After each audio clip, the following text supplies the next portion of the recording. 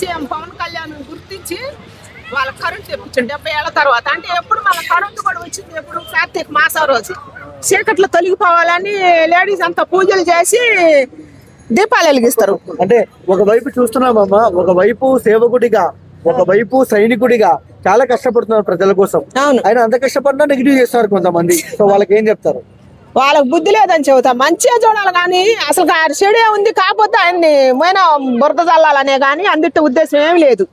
మంచిగా చేస్తుండగా ఇవాళ ఇంతమంది నాయకులు ఇంతమంది రాజకీయం చేశారు కానీ మన తిరుపతి వెంకటేశ్వర స్వామి గంధం చెక్కల గురించి అసలు ఎవరు తీసుకొచ్చింది?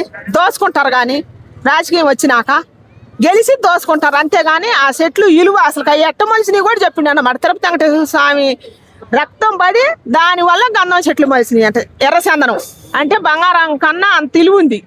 అది స్వయంగా తిరుపతి వెంకటేశ్వర స్వామి సృష్టించి పంపించినట్టే ఉంది. అయితే ఆయన కోసం వచ్చి ఆయన తయారు చేసి భక్తుడిని పంపించినట్టే ఉంది అనమాట మన పవన్ కళ్యాణ్ని.